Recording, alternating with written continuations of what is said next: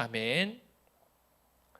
네, 누가복음 32번째 말씀 함께 나누겠습니다. 미움받을 용기, 맛을 지켜갈 용기라는 제목으로 함께 말씀 나누겠습니다. 제자의 길은, 그리스도의 제자의 길은 세상에 미움받기를 두려워하지 않는 길입니다. 우리는 복음을 가지고 그리스도의 제자로서 살아간다면 미움은 당연히 따라오는 것이라는 걸 반드시 알아야 합니다. 절대로 놓치지 말아야 합니다. 때로는 우리가 그리스도의 제자로서 살아가기 때문에 받는 조롱도 있을 것입니다. 하지만 그 조롱이, 그 미움이 세상보다 수준 이하이기 때문에 혹은 상식 이하이기 때문에 받는 조롱이어서는 안 될 것입니다. 지금 이 시대 세상이 교회를 바라볼 때,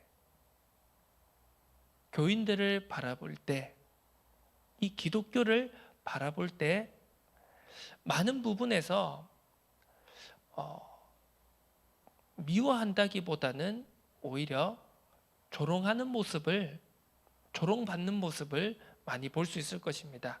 그런데 안타깝게도 그 조롱받음이 자신들과는 다른 모습을, 다른 길을, 다른 방법을, 다른 가치를 선택하며 살아가기 때문에 보내는 조롱이 아닌 자신들보다 훨씬 못하다고 생각하기 때문에, 자신들보다 훨씬 수준 이하라고 생각하기 때문에 자신들의 상식보다 훨씬 이하라고 생각하기 때문에 비웃는 그 비웃음이 훨씬 더 많다는 것을 우리는 느끼게 됩니다. 야, 너희들 왜 그러냐? 너희들, 제자라며, 너희들 믿는 사람이라며, 너희들 그리스도의 제자라며, 너희들 왜 그렇게 사냐? 너희들은 왜 그런 모습을 보이느냐? 라는 조롱이 많다는 사실을 부인할 수 없을 것입니다. 자, 왜 이런 현실에, 왜 이런 상황에 우리가 처하게 된 것일까요? 그것은 바로 우리가 하나님께서 주님께서 우리에게 허락하신 제자의 길, 그리고 그 제자의 길을 걸어가기 위하여서 우리가 지켜가야 될 것이 무엇인지, 우리가 놓치지 말아야 될 것이 무엇인지, 포기하지 말아야 될 것이 무엇인지를 모르거나 혹은 안다고 하더라도 그것을 감당할 용기가, 준비가 아직은 부족하기 때문일 것입니다. 성경은 분명히 말씀하고 있습니다. 오늘 본문에서도 분명히 말씀하고 있습니다. 십자가를 져야 된다라고 말하고 있습니다. 또 자기 가족을 미워하라고 말하고 있습니다. 그래서 이 말씀을 잘못 이해하고 해석하고 적용하는 많은 이단 사이비들이 어떻게 합니까? 가족을 등지는 일들이 벌어집니다. 가족을 등지고 자신들만의 그 집단 생활을 하면서요. 지금도 보면 많은 가정들, 많은 가족들이 그런 이단 사이비 집단들 앞에 가서 내 가족을 되돌려달라, 빼앗아간 내 가족을 되돌려달라고 눈물로 호소하고 있는 장면을 우리가 볼 수 있지 않습니까? 자, 하나님을 믿는다면, 제자로 살아가야 된다면 꼭 그렇게 해야 됩니까? 자, 물론 우리가 헌신하고 올인해야 되는 것은 맞습니다. 그런데 그 이단 사이비들의 행태가 오늘 이 본문 말씀, 그리고 이 본문 말씀의 병행 구절인 마태복음 5장이라든지 마가복음 9장에 그렇게 가족을 미워하고 십자가를 져야 된다라는 그 말씀을, 이 말씀을 잘못 해석하고 적용해서 그런 모습들을 보여주고 있지 않습니까?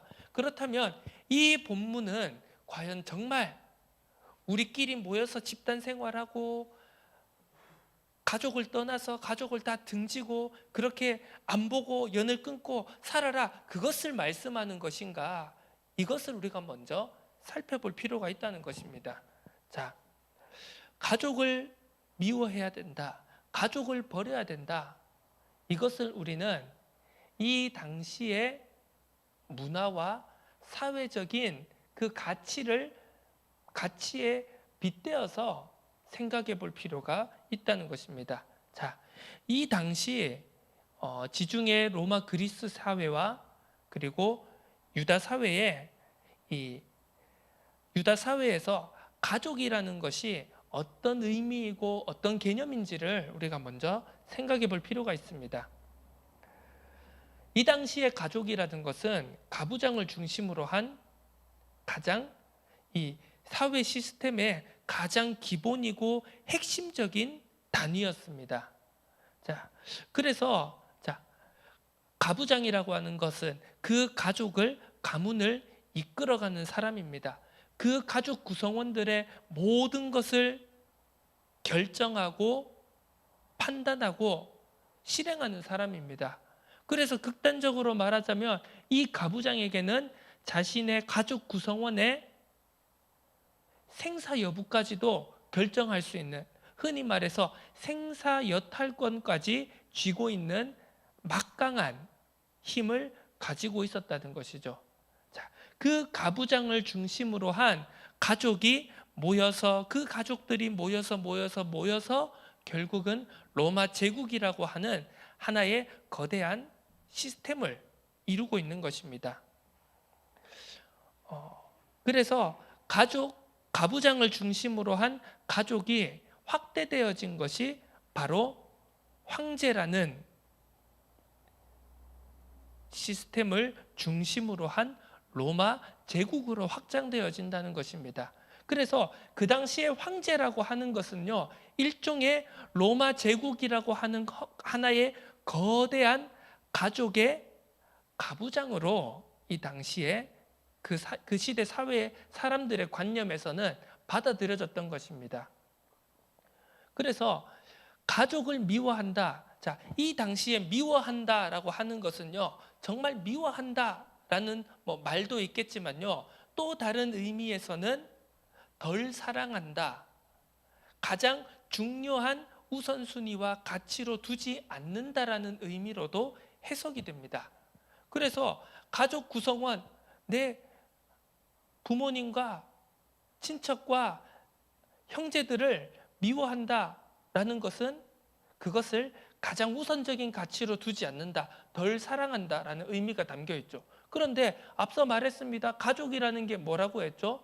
어떻게 보면 그 시대, 그 사회에 그 시스템이 돌아가는 것에 어떻게 보면 시작이자 끝이다, 전부라고 해도 과언이 아닐 정도로 이 시대에서는 가족을 벗어나서는 살아갈 수 없는 그런 가치였다는 것을 알 수가 있죠.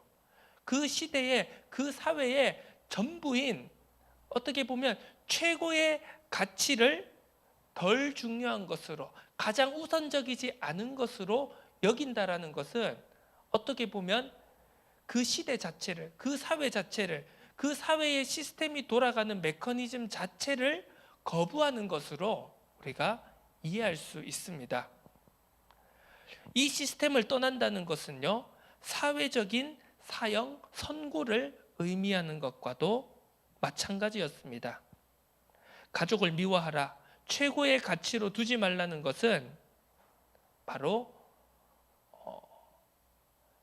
제자들이 그 세상적인 가치를 미워한다라는 의미인 동시에 세상이 그리스도인을 미워할 수밖에 없는 선택이었다는 것을 우리가 알 수 있습니다.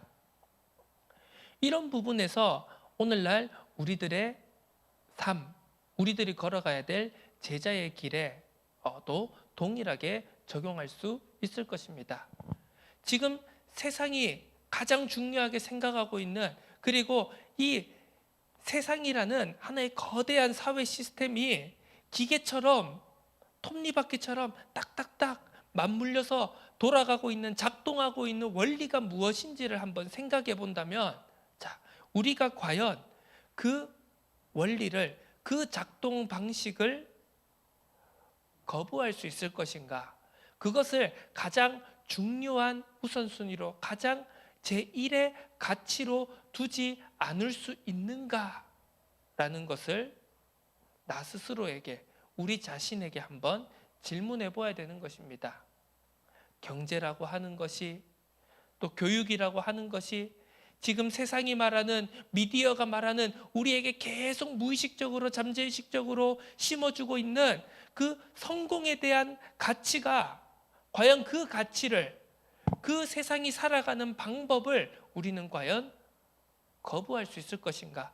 그것을 따라가지 않고 성경이 말하는, 하나님의 말씀이 말하는 그 가치대로 우리는 살아갈 수 있을 것인가에 대해서 우리는 먼저 질문해보고 거기에 대한 답을 내려야 한다는 것입니다.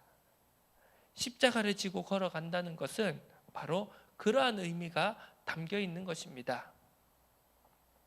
그냥 표면적으로 우리가 어떤 사람에게, 그리고 어떤 것에 핍박받는다, 어려움을 당한다, 그것을 뛰어넘어서요, 그 배경에 깔려있는 세상이 움직여지고 있는, 더욱더 근본적으로 말해서 사단이 만들어 놓은, 사단의 거짓된 왕국이 돌아가는, 작동하는 그 죄와 사망의 원리가, 그것으로 살아가는 세상에서 우리는 과연 하나님의 나라의 그 공동체가 움직여가는 교회의 원리로, 교회의 작동 방식으로, 제자가 살아가는 그 메커니즘으로 우리는 살아갈 수 있을 것인가?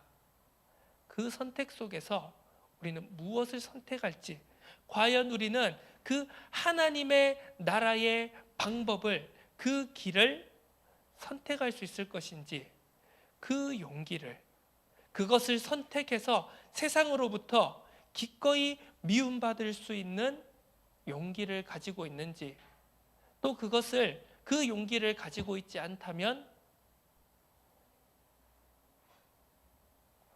그것을 달라고 우리는 기도하는, 성령에 힘입어 그 용기를 얻을 수 있도록 간구하는 기도 속으로 들어가야 된다는 것, 오늘 우리가 절대로 놓쳐서는 안 되겠습니다. 미움받을 행동을 하는 것이 제자의 가치이고, 미움받기를 두려워하면 가치를 잃는 것입니다. 그래서 우리는 우리들의 삶 속에, 그리고 우리들이 하는 일 속에, 우리들이 속해 있는 업의 현장 속에, 그리고 우리들뿐만이 아닌 믿지 않는 세상 사람들과 함께하면서 우리는 항상 그것을 분별하고 또 판단해야 되는 것입니다. 자, 오늘 28절부터 32절까지 그 예수님의 비유를 한번 살펴보면은요, 이게 무슨 비유인지 뜻이 좀 잘 선뜻 이해되지 않을 수도 있습니다. 왜 갑자기 가족을 미워하라고 하고 자기 십자가를 지라고 하는데, 뭐 갑자기 망대를 세우고자 할진대 너희의 가진 것이 그 망대를 완성하기까지, 그 너희의 가진, 한마디로 이제 탑을 짓는데, 건물을 짓는데 너희가 콘크리트가 얼마나 있는지, 철근이 얼마나 있는지, 목재가, 너희들 건설 자재가 과연 그 건물을 완성시키기에 충분한 재료들을 지금 너희들이 가지고 있느냐, 그걸 한번 헤아려 봐라. 그런데 너희들이 그 건물을 완성시키기에 재료들이 부족하다면 어떻게 되겠느냐? 뭐라고 하죠?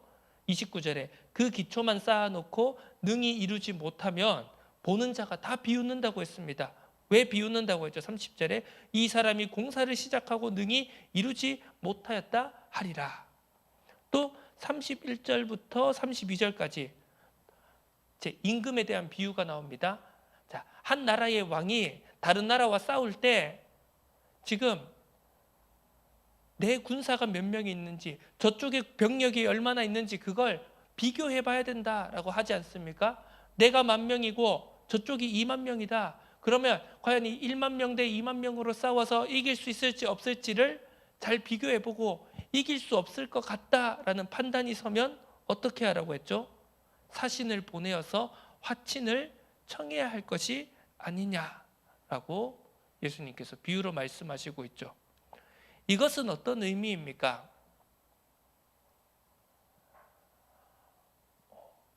우리가 열심히 일하는 것 좋습니다.